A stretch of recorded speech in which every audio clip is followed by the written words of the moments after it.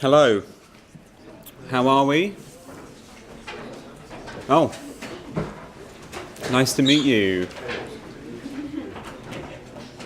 How polite. Thank you so much. I'm going to take that home with me and make all my students do that when I enter a room. Yes, for those of you who weren't here yesterday, my name is Ed Atkins. I've come from the University of Bristol to teach you a short and intensive course on environmental policy. I understand that yesterday we covered kind of a lot of the basics of environmental policy as we know it. We went through the concepts of environmental economics, such as the tragedy of the commons, externalities, and we spoke about a number of policy options moving forward. Hello. Please, come on in.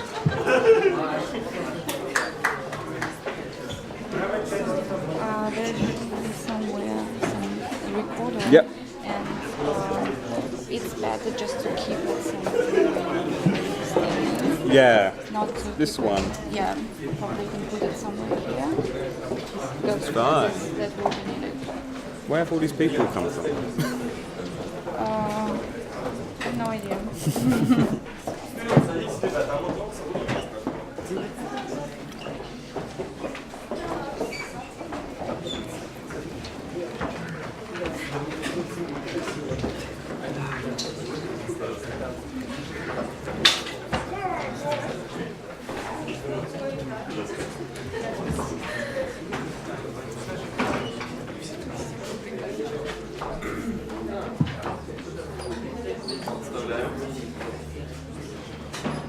Do you want to introduce me? No, I think I'm fine. Thank you very much. Okay, I'm going to start again. Hello. We'll start from here, okay? 3, 2, 1. Hello.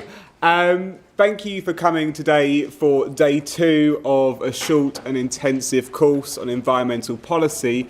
My name is Ed Atkins. I've come to Moscow from the University of Bristol, where I'm a teaching fellow at the School of Geographical Sciences. For those of you who weren't here yesterday and have no idea who I really am, I specialise in teaching courses such as this on exploring sustainable development as well as an environmental policy and politics.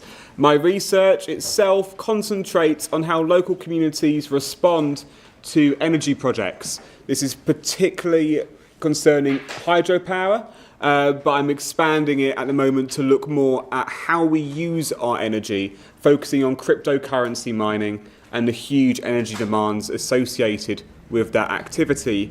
Yesterday we discussed a number of kind of introductory topics. We discussed the emergence of environmental policy, as well as a range of policy instruments available to governments in environmental policy itself. These included command and control, tradable permits, taxes, subsidies, as well as more voluntary-based schemes. And we also moved on to discuss how we ourselves as consumers are both actors in environmental policy, but also subjects in environmental policy as well. What we do as individuals and as consumers leaves an environmental footprint, which the state, by implementing policy, is trying to change and interact with. In this lecture, we're going to be focusing more at the international level. We're going to be exploring how climate change requires global solutions and coordinated action by multiple governments.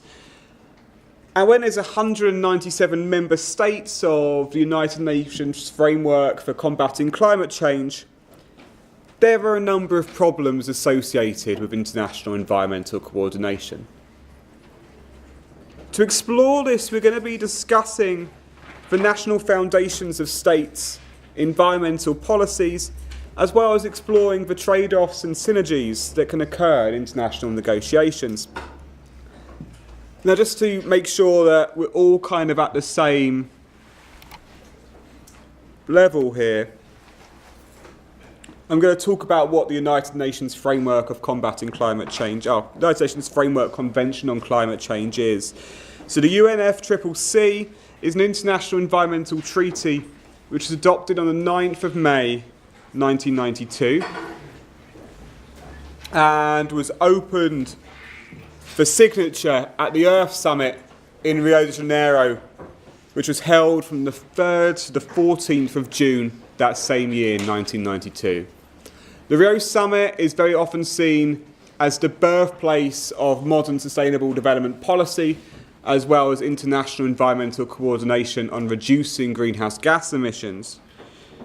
The UNFCCC entered into force in March 1994, a relatively quick turnaround for an international policy, after the sufficient number of countries had signed up for it and ratified it. Now, to quote the United Nations itself, the objective of the UNFCCC is to stabilise greenhouse gas concentrations in the atmosphere at a level that would prevent dangerous anthropogenic interference within a climate system. Now, that's wordy even for me as a native English speaker, but in short it means we are aware that by emitting we are damaging the planet and we want to change that. The framework sets non-binding limits on GHG emissions on individual countries that are signed up to it, and importantly contains no enforcement mechanisms other than soft power and international shaming. Even that we don't see very often. Instead, the framework outlines potential routes for countries to change their emissions, but also how specific international treaties, known as protocols or agreements, may be negotiated to specify further action. The parties of the Convention have met annually since 1995. These are in what is known as Conference of Parties, or COPs. So COP3 in Kyoto in Japan in 1997 is a relatively famous one. It produced a Kyoto Protocol which legally bound developed countries to specify emissions targets. COP21, another relatively famous one and widely celebrated, saw the Paris Agreement, which set the goal of limiting global warming to well below 2 degrees Celsius compared to pre-industrial levels. The most recent COP in Katowice in Poland saw 50 countries sign the Silesia Declaration, which emphasised the need for emission-reducing countries to ensure a just transition in the workplace. Now, this is important because it recognises how climate change policy and GHG emissions reductions can often result in the loss of jobs in industrialised or industrialising countries. It highlights a more social question related to climate change policy. The next COP is due to be held in Santiago in Chile later this year, and I know that the UK are currently hoping that they can host the COP the following year. It will do something good for the UK to have an international event in London showing that we too are open. As of 2015, the UNFCCC has 197 parties, including all UN member states, the State of Palestine, as well as additional non-member states such as the Cook Islands. It's also home to, well, not home, but it also includes the supranational union of the European Union. Interestingly, the European Union provide their own documents to the organisation, with all member states, previously 28, now 27, signing up to the same targets. There are 43 parties in the UNFCCC that are listed in Annex 1 of the Convention. This includes the European Union, parties classified as industrialised or developed, And importantly, economies in transition, with that term recognising that states need to perform certain functions to reach a desired level of well-being for their population.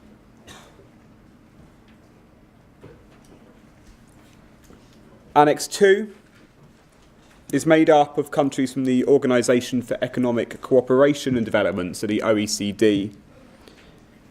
These states are generally required to provide financial support to economies in transition and countries deemed to be economically developing to assist them in reducing greenhouse gas emissions.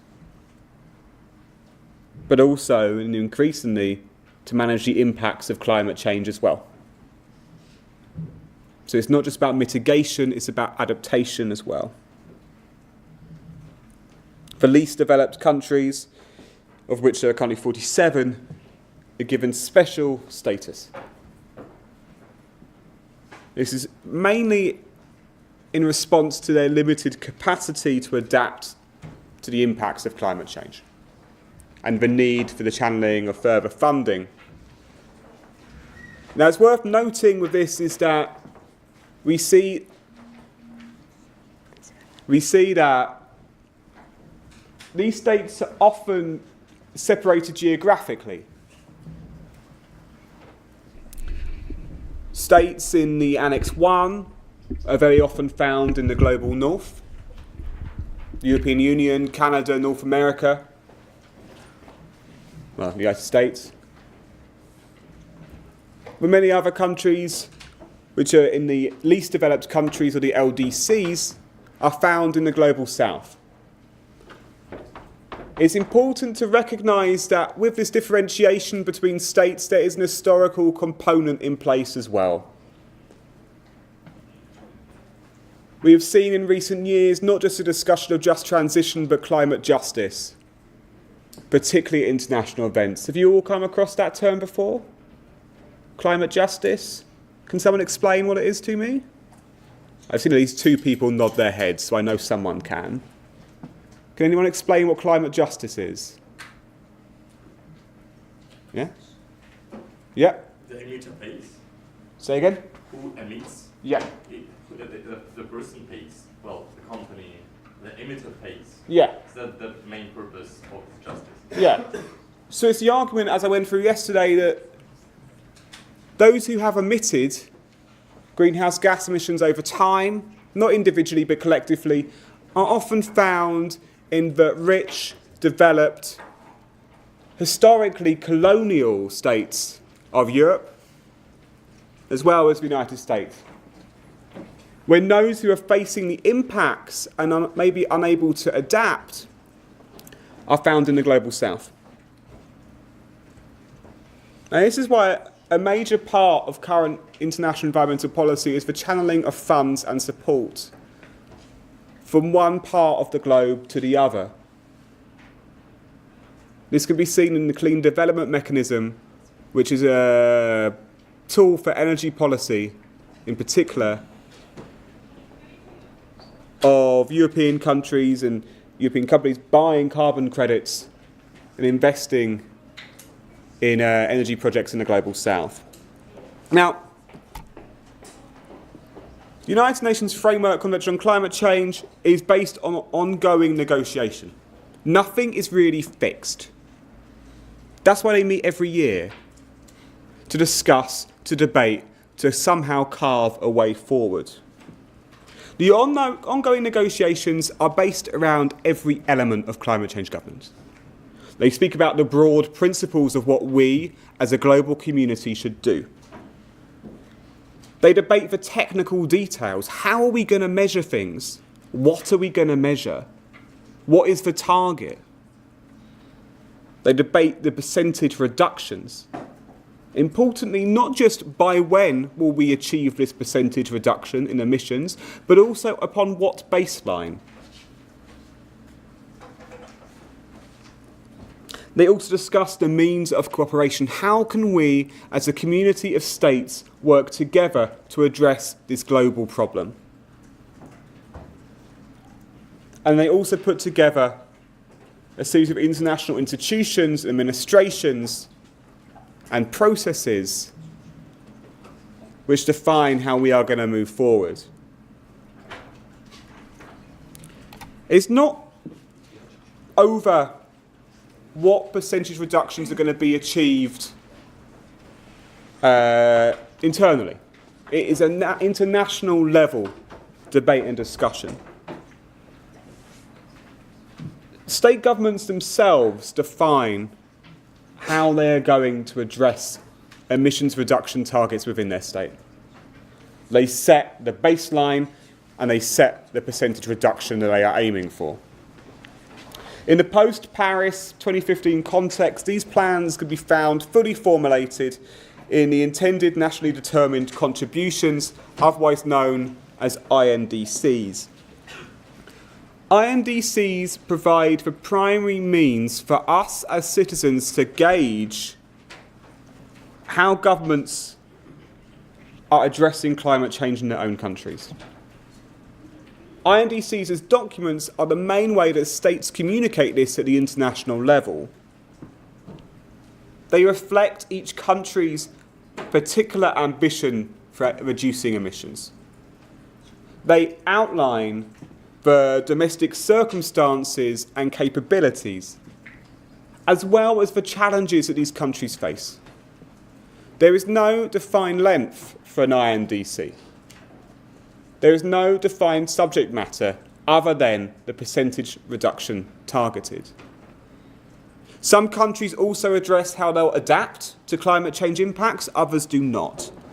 Some countries discuss what support they would need from other states. If you want to see a particularly good example of this, please look up the INDC for India. States discuss how they will support others. Other countries talk about different low-carbon pathways forward compared to other states. And others signpost the need to build climate resilience, whilst others do not even mention it. As a result, kind of conducting a reading of INDCs en masse can be quite a messy and convoluted process when you're trying to find out what the international community is actually doing. The climate actions communicated in the INDCs collectively largely determine what the world community achieves and whether it achieves the long-term goals of the Paris Agreement to hold the increase in global average temperature to well below 2 degrees Celsius. Now, what makes a good INDC? Well-designed INDCs signal to the world ambition, leading to a transformation of a state's polluting sectors and carbon-intensive sectors into potentially something cleaner.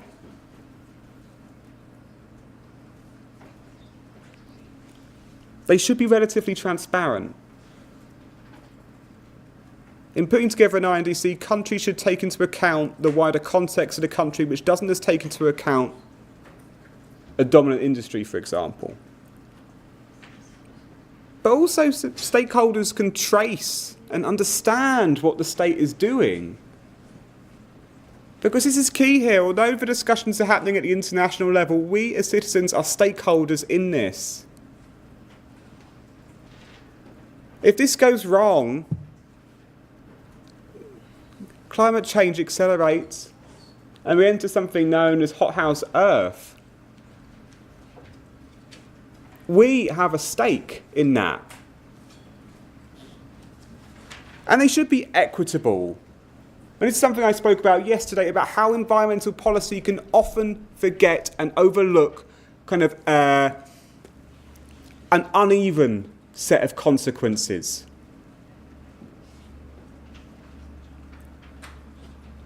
And they should be equitable in the fact that each country does its fair share in addressing climate change. That is why we have countries divided into different groups.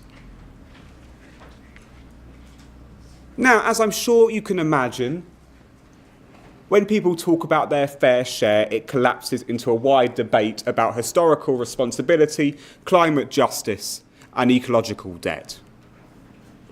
Now, I'm not here to talk to you about that, but I am always more than happy to talk about it in a break or at the end of this lecture. Now, why do countries coordinate? What's the point? Why do countries, 197 countries, go to some capital city on the other side of the world, year upon year, to try and coordinate to address climate change? Or wider environmental problems as well? There's a number of reasons.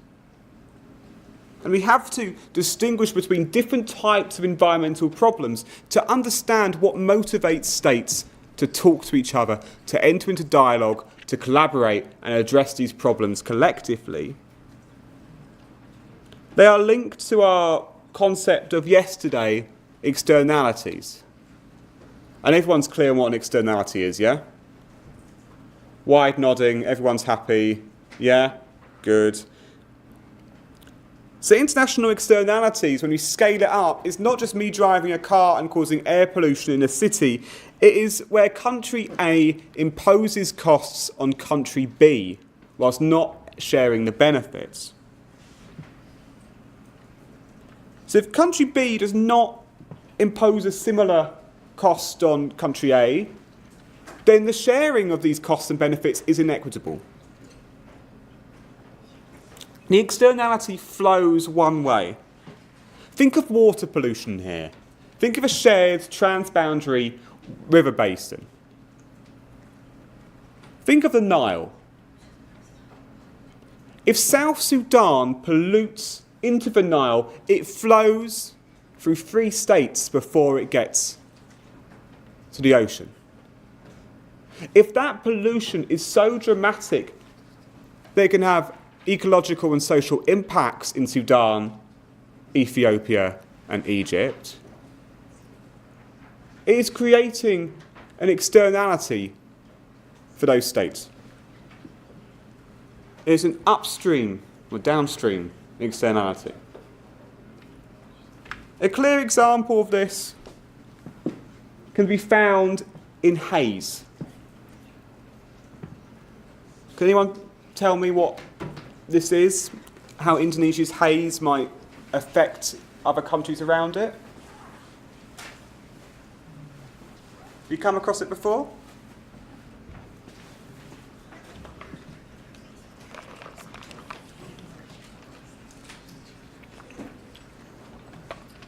Yeah? Well, Indonesia has problems with the fires and the smoke and pollution distributed on the neighbor countries, and this is why the one had an agreement between those countries to help Indonesia cope with these fires. Yep. Thank you. Perfect. Indonesia has an issue of land clearing through slash and burn. It's called slash and burn in English. It can be understood as deforestation followed by burning of what is left. Now, I'm sure I don't need to explain to anyone that smoke does not go vertically all the way up into the atmosphere. The wind catches it and it gets spread across an area. A clear example of this can be seen in how the haze, the smoke created by forest clearing in Indonesia can affect the whole region around it. Indonesia imposes a cost on the countries around it. Whether it's by design or by accident, there is a clear externality of what is happening in Indonesia. And it creates a number of problems in places such as Singapore, where the air becomes heavily polluted in certain times of year due to this haze coming in. Now, interestingly, this externality is a bit fuzzy, because it turns out that a number of the companies or the business interests involved in slash and burn and deforestation in Indonesia are based in Singapore. So they have some of the benefits, but Singapore as a country, as a community, does not. So it's an upstream downstream problem here.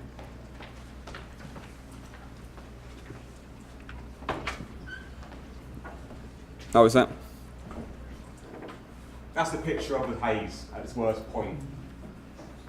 Now, importantly, for those of you who were here yesterday, think back to the beginning of the lecture when I spoke about the Great Smog in London and how an air pollution event created a prompt for the community to act in a certain way.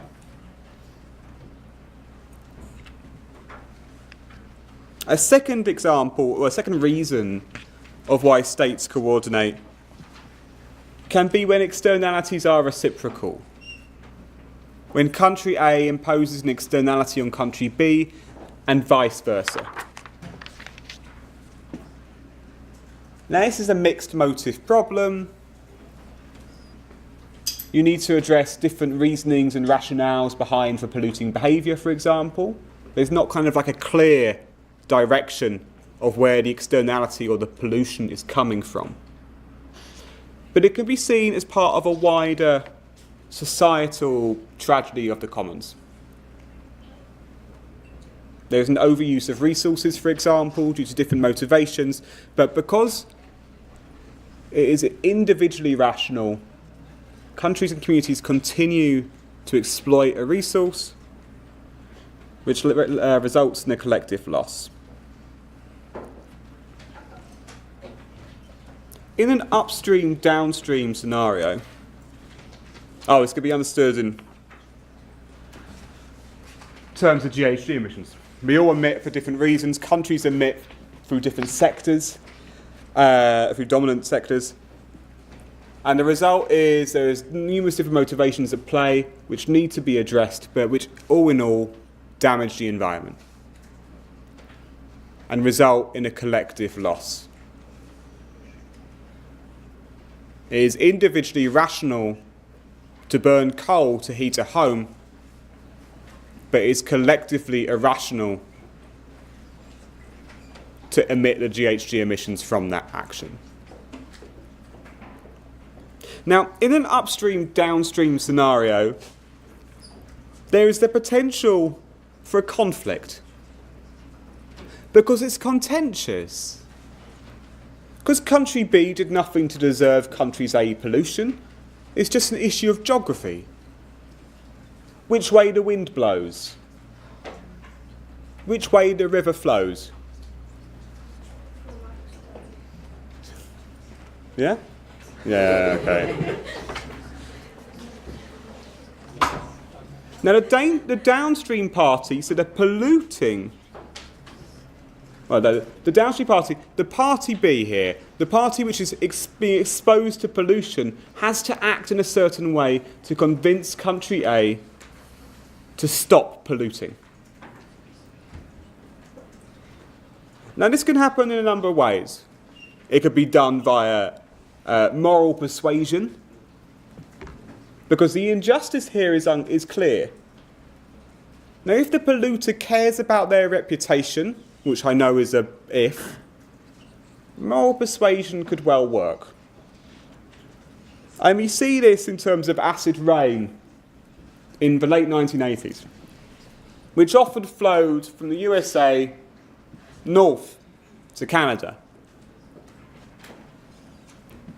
The use of moral persuasion, the use of an explanation that this industrial activity is damaging our landscape, our communities, our environment, proved persuasive in the Canadian-United States dialogue surrounding acid rain.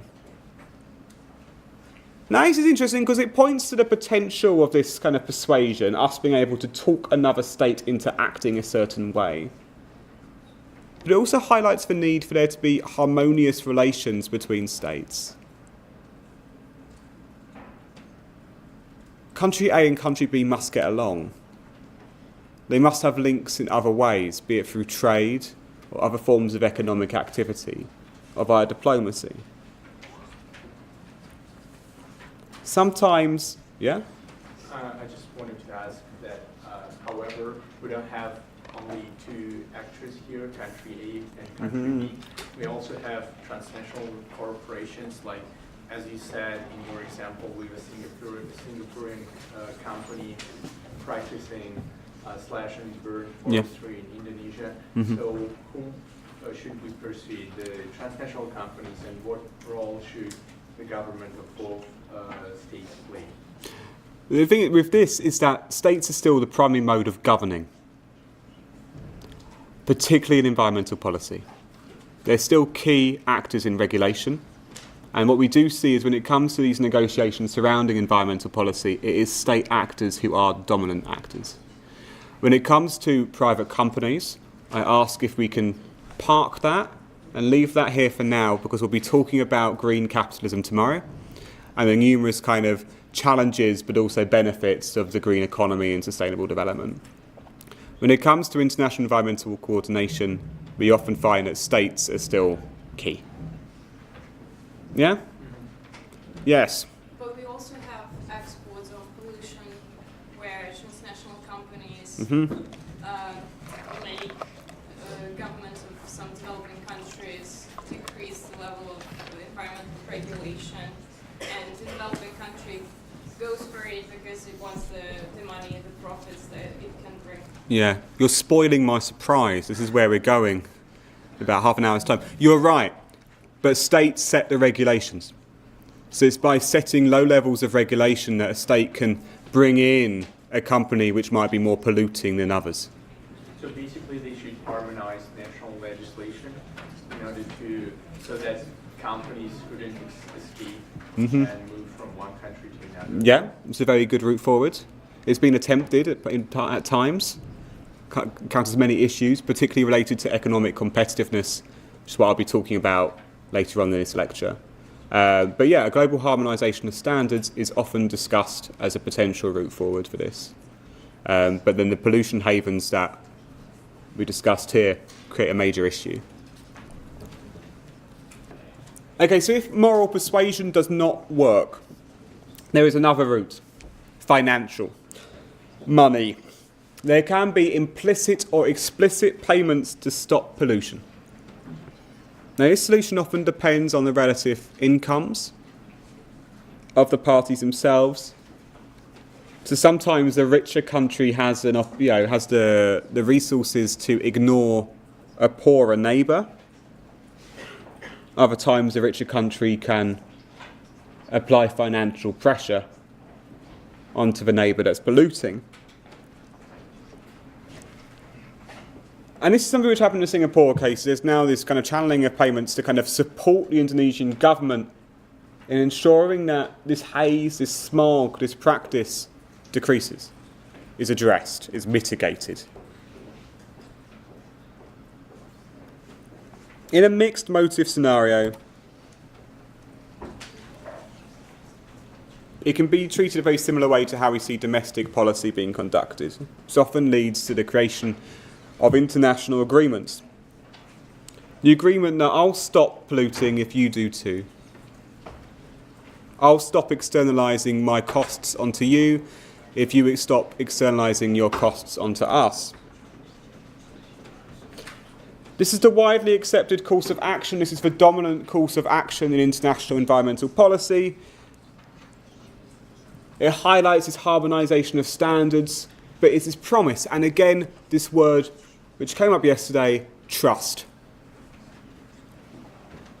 It is the creation of an international agreement that we will do what we say we will do. That we agree that this is an issue, we agree that this is the way forward, and we promise to do this. Actors must promise and fulfil that promise to commit collectively optimal behaviour, helping to solve a collective action problem. And then we go back to yesterday, because we see this with the Montreal Protocol. The Montreal Protocol involved the hole in the ozone layer policymakers agreeing that this was an issue of a great magnitude which needed to be mitigated and addressed, and that the best route forward would be a total ban on the chlorofluorocarbons that were linked to this pollution. It was built on trust, and it succeeded. Any questions for me so far? Yes. Generally, do the states ever resort to international regulations, such as with the UN or some multinational organization? Do states appeal to multinational organizations to help? Not as far as I know. With environmental problems, we see them being channeled through, say, the Paris Summit or the UNFCCC. So they use this as the forum to gain the wider support from other states. Is there an enforcement mechanism at play or any form of kind of formalised mechanism to appeal to? No. It's reliant on this dialogue and discussion again. Okay. Yeah? Yes? Anyone? No? How clear am I speaking for everyone? Yeah? Awesome. Yeah? Great. Because I, as you know from yesterday, I usually go walkabout a lot, but I can't do that today because otherwise they'll lose my voice on the video. And yeah? Could you elaborate more on the behavior and the role of international organizations that they play in regulating international environmental cooperation? Because as far as I think, they not just mediate the actions of different states, they also actively participate in decision-making to some extent. Mm-hmm. For example, we have not only EU member states, parties to the UNFCCC, but also the European Union as a whole as an institution. Mm-hmm. And of course, they make some decisions, but sometimes these decisions are somewhat marginal and the public just doesn't know about them much. Yeah. No, with international organisations, so the European Union, but also factor in the role of the World Bank and the IMF, International Monetary Fund, into environmental governance and negotiations in particular, they hold a lot of sway and a lot of power in the INDCs which are submitted, the course of action which is taken, and how negotiations work. I'll use the European Union as an example, and I think you're completely right in your assessment of it. By collating the interests of over 24 states to put together a unified position on climate change, you ignore the complexity taking place within the states. The member states are individual with their own problems, their own challenges, and their own stakeholders.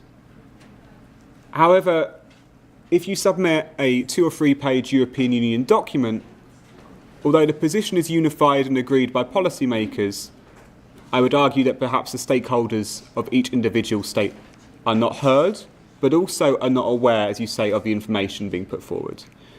When it comes to the European Union, there is a lot to be said about the European Union. As I'm sure you can imagine, I have been living in the UK for quite a long time, and I am sick to death of talking about the European Union. However, when it comes to environmental policy, the presence and the importance of international organisations often results in the marginalisation of some voices and the raising up of others. I am more than happy to talk about that at another time. On the flip side, we see the creation of a unified position from actors who have real authority over others. By behaving in a bloc, countries can take a certain course of action and not just encourage other states to do the same, but also provide financial assistance as a wider group. And the European Union's INDC is not just based on how they act or how they will mitigate their emissions, but it also discusses the channeling of funding to other states to support their adaptation. And I would argue that it is only really via, as a bloc, that these considerations can be taken into account. The World Bank and the IMF, there is always a lot to say about those organisations, particularly based around their history and what projects they have funded and pursued in the past. However, they still remain a dominant part of how we conduct international diplomacy, and I personally welcome their heavy involvement and their realisation of climate change and climate change issues. International organisations are key, but states remain dominant. Any other questions for me before I move on? So, I've rendered you silent again. I'll carry on. Now, what type of problems do states coordinate on? Because we see coordination on a wide number of different issues, but it's worth interrogating what they actually are. Okay, so we've already touched on this. We've already touched on how they coordinate on governing resources that cross borders. So these common property resources, in which the use of this resource by one party would reduce the resource's availability to another. Rivers, fisheries, even shared woodland and forests if needs be. We see a protection of species that migrate across borders as well. Okay, so these aren't just valued as a resource, and this is what's interesting because they're not necessarily a common pool resource. There's something more intrinsic at play. An awareness of our relations with other species, perhaps. Or the increasing role of kind of charismatic species in understanding wildlife protection. A charismatic species is something that we all know and we all value. An elephant, a tiger. These are seen as public goods in a way, because we can all kind of access them, we can all understand their presence on this earth, but we don't all necessarily kind of use it, resulting in other people losing out. Unless you're a poacher, but I'm going to avoid that for today. We see collaboration and engagement on forms of pollution which transcend national borders, involving externalised costs such as a burden on human health. This could be on land, in sea, or in the air, in the case of Montreal Protocol. But think acid rain, air pollution, the hole in the ozone layer and climate change all speak to this type of externalised costs of activity that transcend national borders. But then also domestic issues of concern, and this loops back round to the role of charismatic species in particular. Endangered species are primarily of concern within a state. However, internationally, they take their role as public goods. The utility I get, the enjoyment, the happiness that I get from knowing that there are still tigers walking the earth does not decrease anyone else's enjoyment of it. It is based on a moral imperative. And please note this, because when it comes to how states interact and coordinate with each other on an environmental issue, it is not just instrumental. It is not just based on how we pollute and what that causes. It is not as based on the fact that climate change leads to a wider threat to the population. There is morality and ethics at play in here.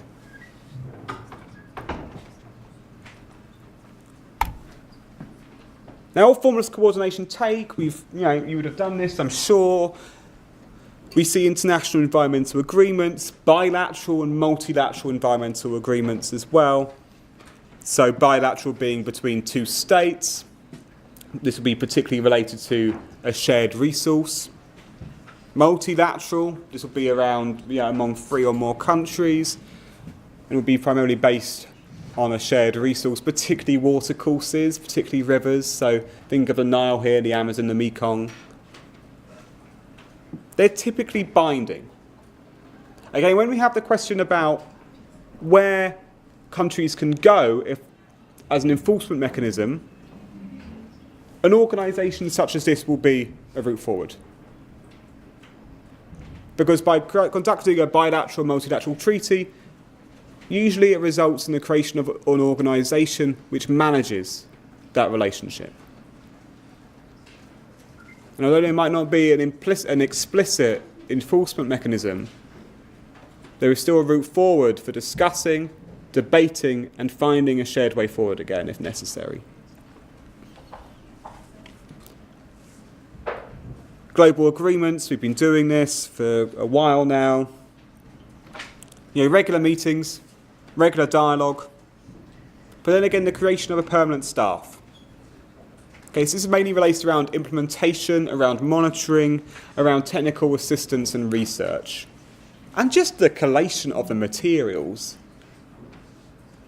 Just the organisation of a conference when 197 states turn up.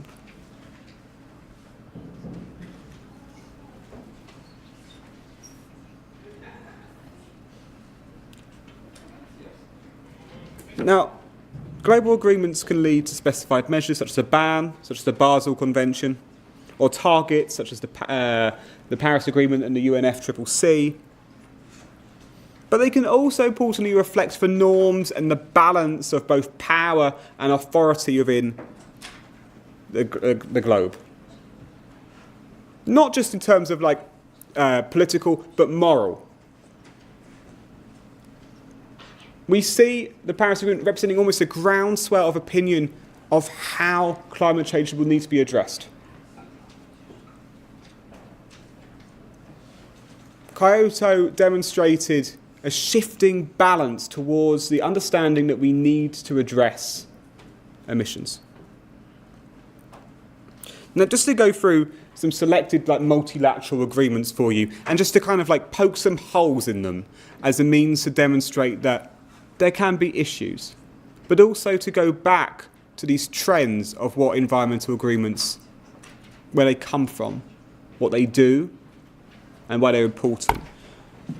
So the Ramsar Convention in 1971 is a convention on wetlands, and it is based around conserving wetlands and ensuring what they understand as wise use, which is mainly just don't damage it.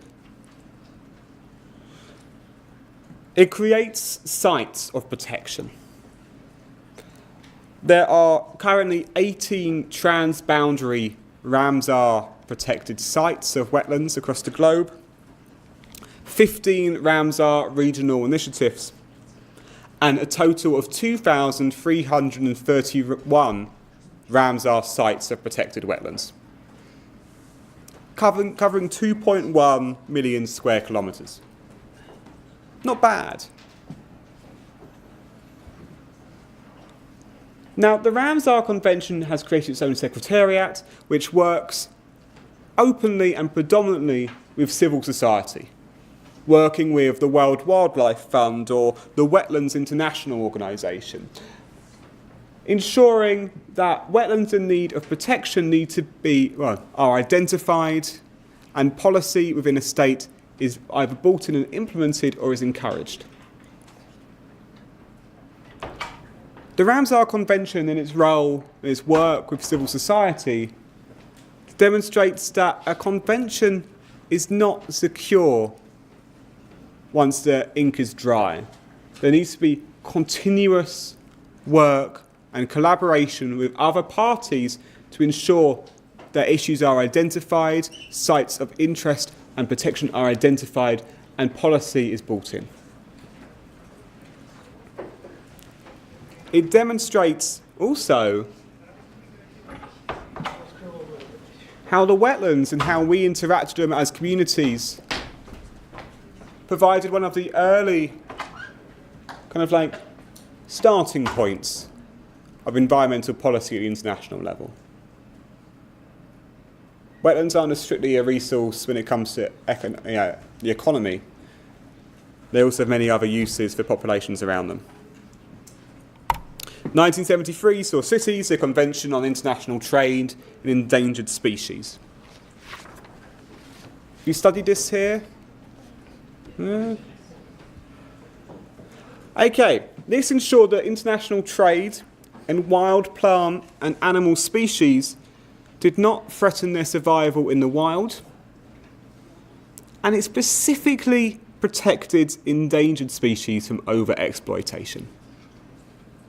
Okay, I have an issue with that. It's just focusing on endangered species to begin with, when we haven't seen a reversal of the numbers of animals heading towards extinction. But then I have two major forms of criticism for it. One is that a number of countries are allowed to have reservations on what species they are signed up to protect.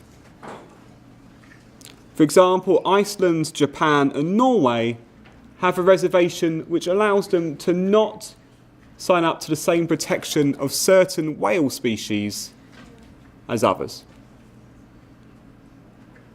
Now, We have some indigenous minorities, yeah, as well as they have some scientific programs which allow them to hunt some of these species yeah, with the scientific aid. yeah. And this is a dominant kind of reasoning behind it.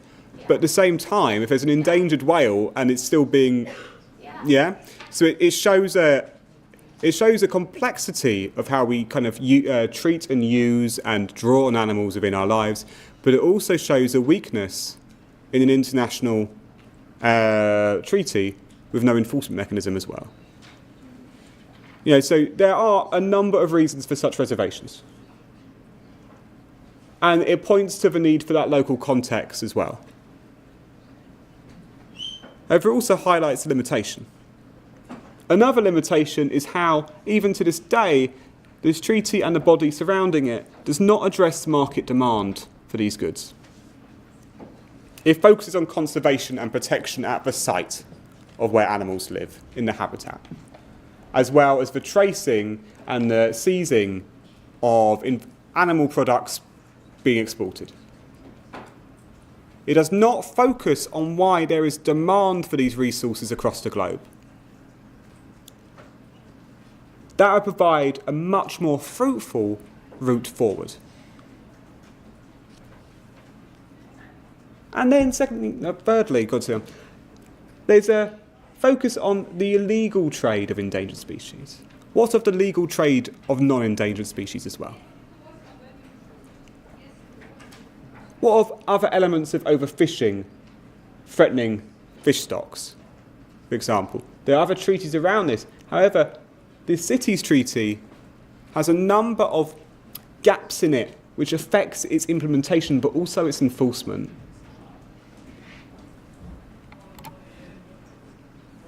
The 1987 Montreal Protocol, done this to death, we'll move on.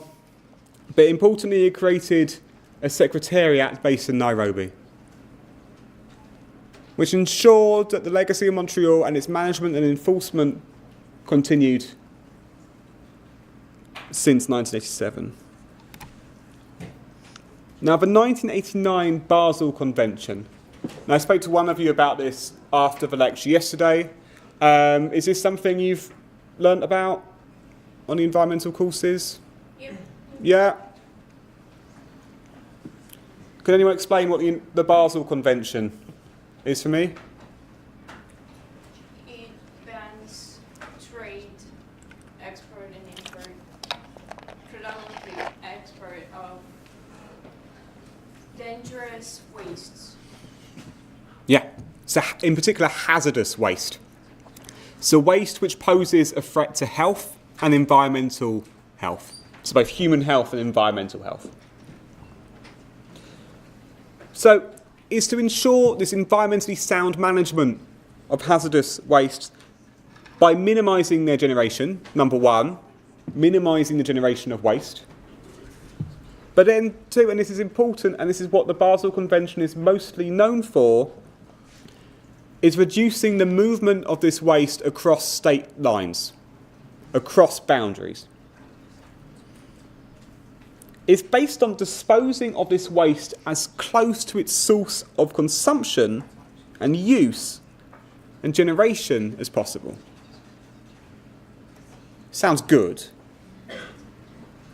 And we've seen it work.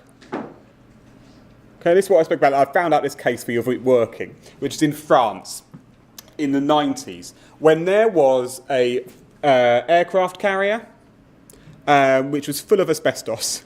And they wanted to get rid of it, really. So they decided to ship it to China for its recycling, of its stripping of the asbestos. The aircraft carrier left French waters, and there was an environmentalist outcry.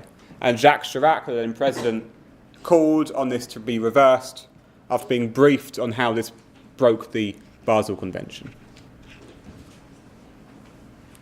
An example of how a convention can work and change behaviour.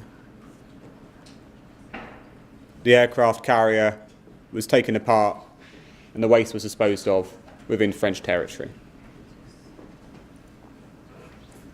Importantly, and just to make things clear, this doesn't include radioactive waste that is used and discussed in other international agreements and policy, okay?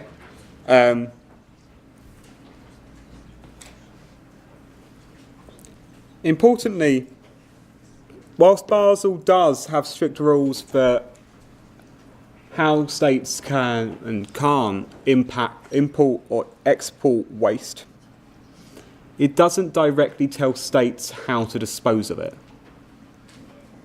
It is focused on that movement across boundaries.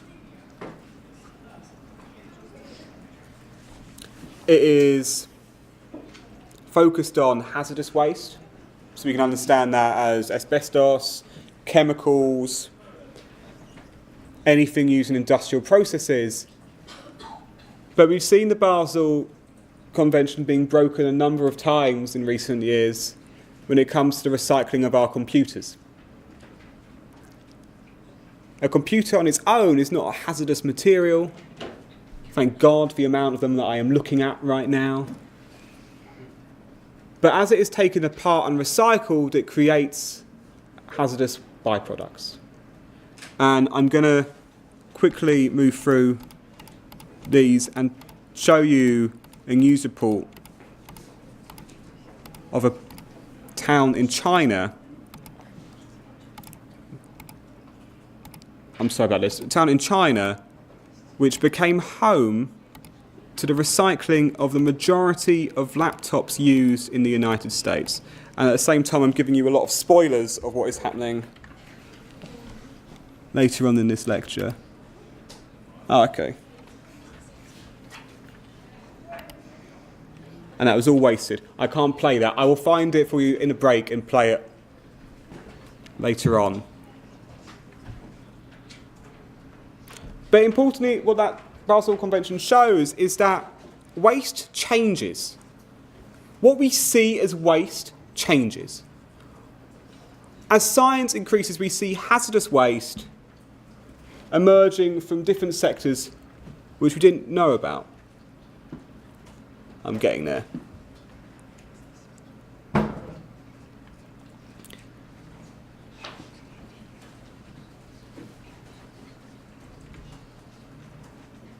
Now, we know about the UNFCCC, the United Nations Framework Convention on Climate Change, 1992 in Rio. We've seen that emerge from Kyoto as well, which was based on supplementing the UNFCCC to establish these binding constraints on GHG emissions and encouraging economic and other incentives to reduce emissions within a state. Who can tell me how successful Kyoto was? Rather inefficient. Rather inefficient? Why was it inefficient?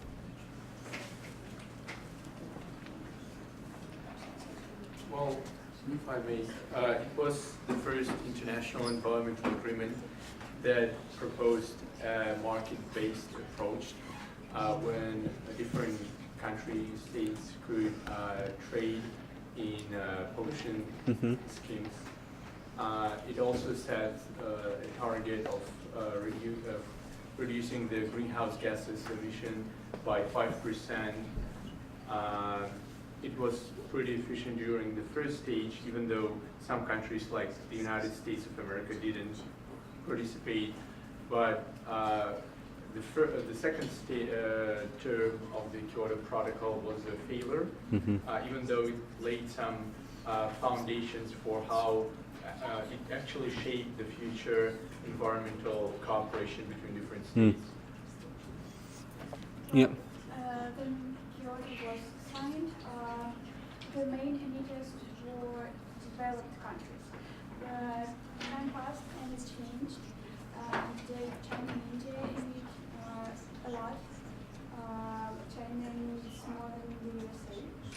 And this is why the new agreement was needed to sign, because today not only the developed countries should pay and reduce their emissions, but developing as well. Yeah. The developed countries just put their industries into developing Yeah, countries. That's also a problem as well. it's true. Did you have a follow-up? Yes. Yeah. The weaknesses of the Kyoto Protocol were then transformed into the key points, into the strong points of the Paris Agreement. Yeah. So this is it. So Kyoto, as it stands on a standalone basis, is problematic. The USA did not sign up. When it comes to a concerted international effort to address emissions, you need to have the biggest emitter on side. But then it's often overlooked that Canada as well withdrew in 2011 due to the fear of applying penalties to its citizens. However, Kyoto as an event, as a process, was highly successful in channeling engagement and collaboration, but also showing countries that one, agreement can be found, and two, how it can be found as well.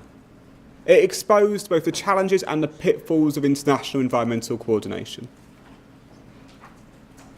And after Kyoto, there have been changes in the international scene. The rise of China's emissions, for example. New governments in different states.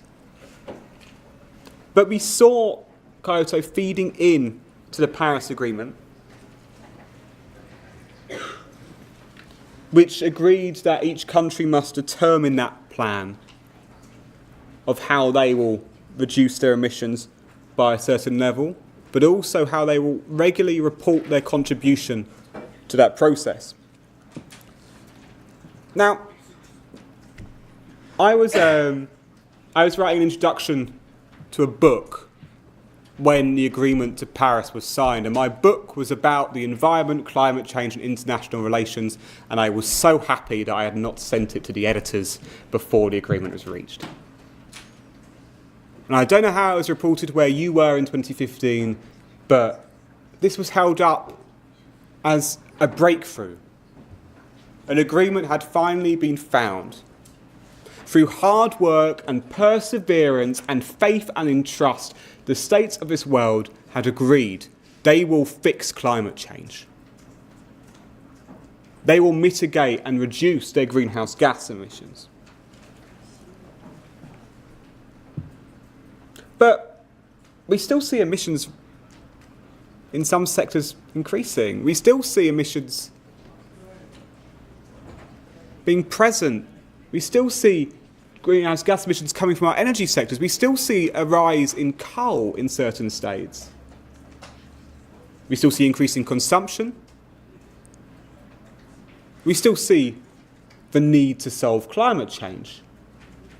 And although the United Nations Framework Convention on Climate Change has been successful in bringing states together to discuss the need to address climate change, I stand today and I say that it has failed in many ways to actually address the problem itself. Between Rio in 1992 and Paris in 2015, states of the UNFCCC met 20 times. But there had been no change in CO2 emissions during that period. We have now emitted more carbon than any other time on Earth. There is more warming potential than any other time. There are now concerns not about 2 degrees, but about 4 degrees of warming. Now, environmental treaties have demonstrated some real strengths. They represent in their sheer number a substantial body of international law and of international governance. They represent the very fabric of how we manage the environment that we share with each other. They give us our language, our concepts, and our targets. However, we need to delve in to explore why they have struggled to actually fix this problem.